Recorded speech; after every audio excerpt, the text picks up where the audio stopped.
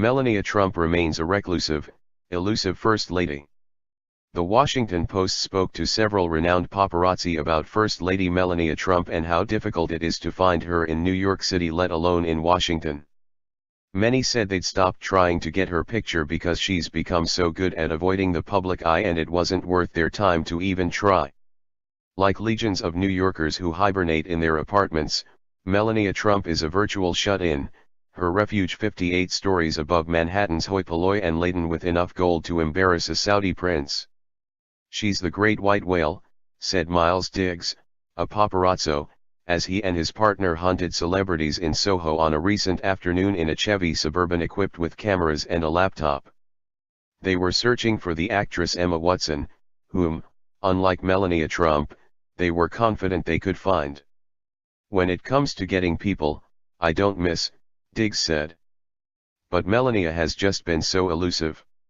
2 months after her husband's swearing in, the nation's new First Lady approaches her role with a discernible reticence, her paucity of public appearances each defined by tight smiles and spare verbiage overshadowed by a vanishing act that stretches days on end.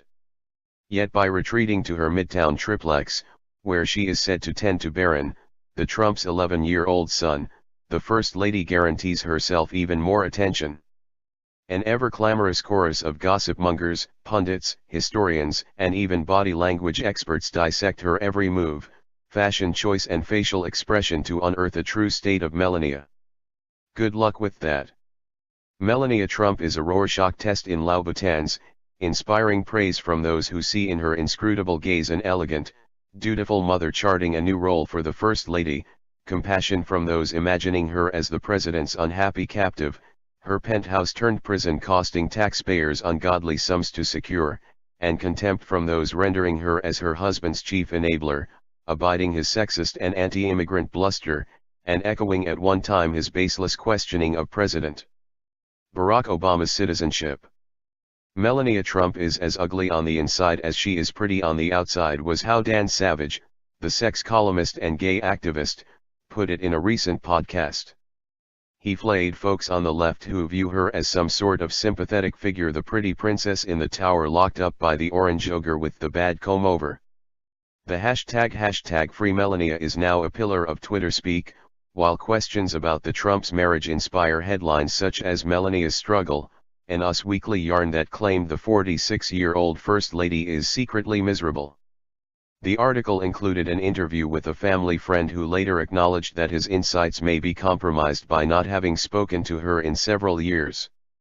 Her handful of appearances have yielded few clues, her smile fixed whether attending her husband's address to Congress, greeting the Netanyahus at the White House, or popping up at a Republican fundraiser at Mar-a-Lago over the weekend while the president remained in Washington.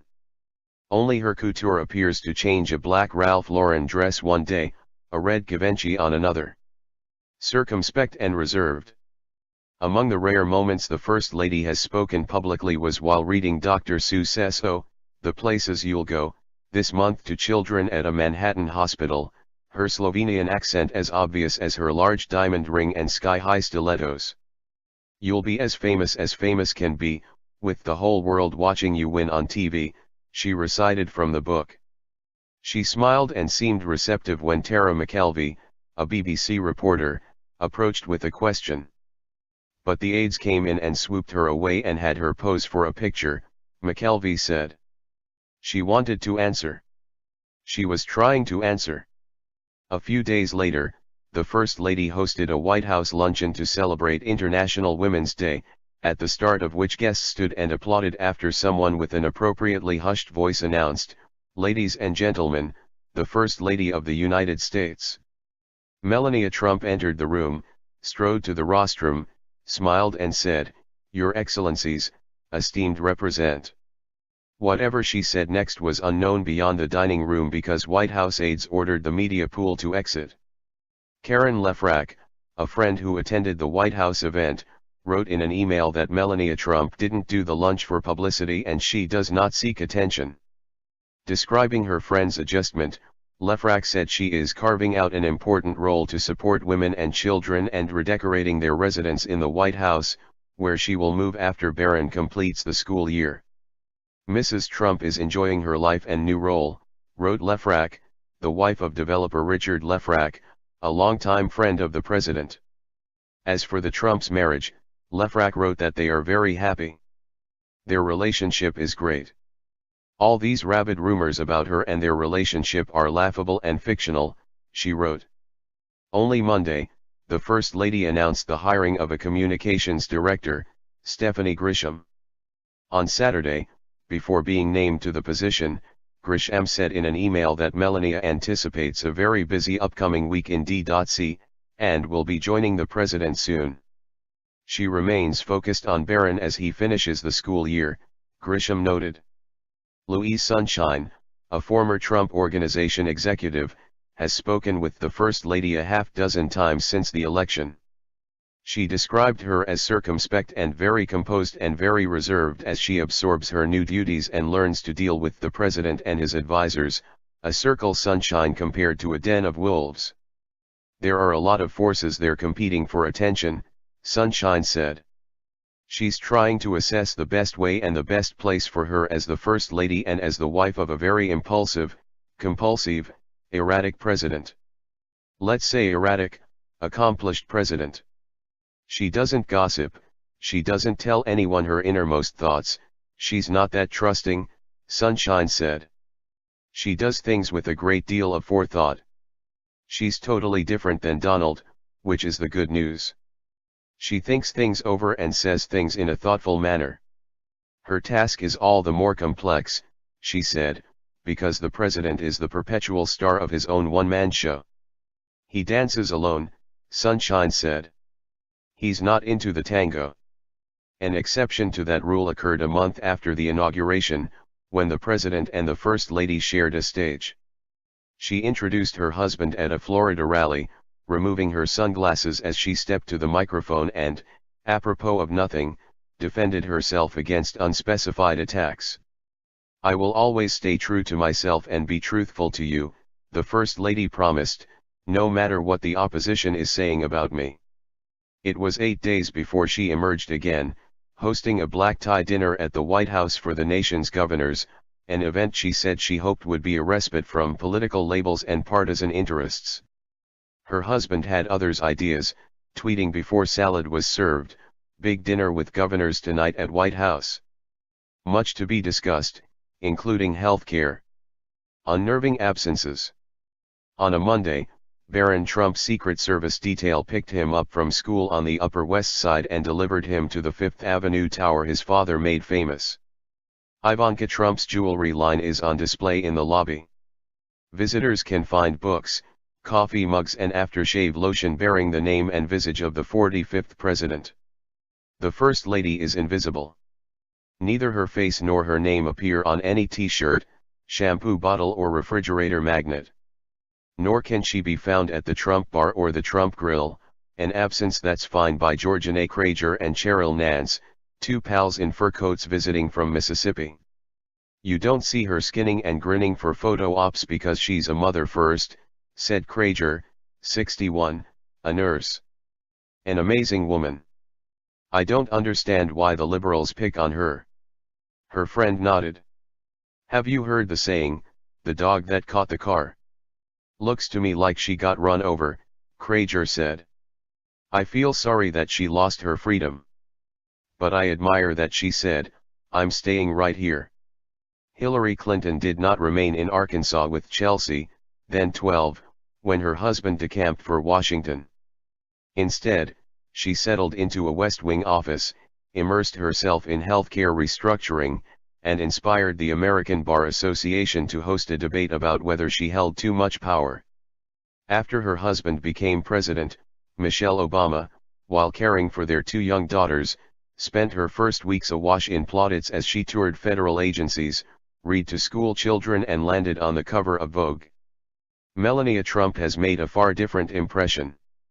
Soon after the election, she announced that she would remain in New York until June, a decision that prompted questions about her fondness for her thrice-married husband, whose profane, sexist banter had roiled his campaign. Although Melania has popped up here and there, Her absences have unsettled purists who cite Jacqueline Kennedy and Nancy Reagan as beacons of stand by your president rectitude. This is an important tradition and part of the pomp and parade that is this country, said Robert Watson, a Lynn University professor who has studied first families. This is bigger than Melania and Barron and bigger than the Donald. Yet Melania Trump's approach may be an opportunity to retire an anachronistic role, said Catherine Jellison, an Ohio University history professor. It's about being the wife of a high-profile man, and inadvertently she may be disassembling the role. The signal I'm getting is she doesn't want to be First Lady, Jellison said. This is not just low profile, but no profile. Personable in private. Before she became Mrs. Trump, Melania Knauss was a model whose high cheekbones and piercing blue eyes hijacked stylist Philip Bloch's attention when she walked into a Manhattan fashion show. I remember thinking, wow, she's beautiful, she'll be a star, he recalled. She also exuded aloofness, and her visibility on New York's fashion circuit never grew more infrequent after Barron's birth. Over the years, Melania Trump's Facebook posts have suggested solitude. Her photos are often devoid of people and shot through glass, either a car window or from her apartment, as if her perspective is from inside a luxurious fishbowl. Summer rain in NYC, she captioned a photo of a water-pocked window overlooking Central Park. Driving between skyscrapers was her title for a photo from beneath soaring glass towers and billowing clouds. Bye. I'm off to my #summer residence, she announced in a rare selfie from a bathroom. Unsmiling, her eyes are concealed behind oversized black sunglasses. A gold-tinted mirror behind her reflects a toilet. Anthony Senecal, the Trumps' former butler at Mar-a-Lago, occasionally drove Melania on West Palm Beach, FLA, shopping trips to boutiques and the Whole Foods supermarket. He said she could be personable in ways the public rarely sees. Once, when she was alone at Mar-a-Lago, he said, she urged him to take time off to visit his dying sister. She said, Tony, there isn't anything I can't get here. People will bring anything I ask for, you go be with your sister, he recalled. She said, from now on, when I'm here, consider me taken care of. But she added, when Donald's here, you'll have to stay. Melania's warmth, he said, is often masked by a restrained veneer. She just adapts, period, he said.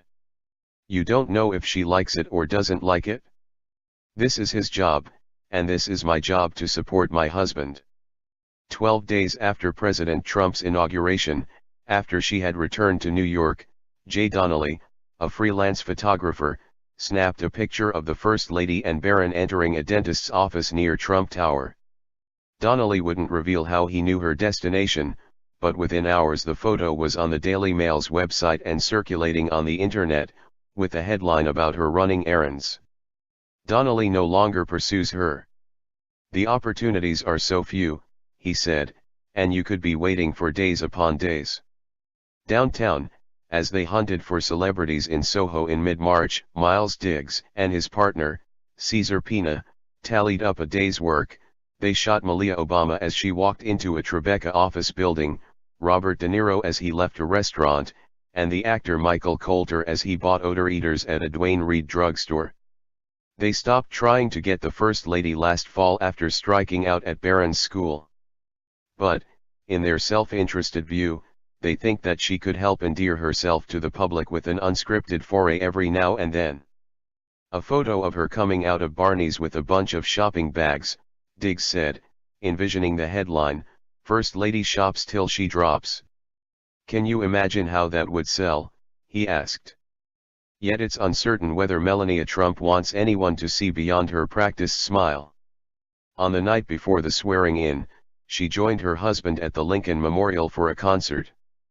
In a backstage tent beforehand, the president-elect bantered for 20 minutes with his advisors, a campaign volunteer who had traveled to Washington for the festivities, and a reporter. All the while, the First Lady sat in a folding chair alongside her husband, as still and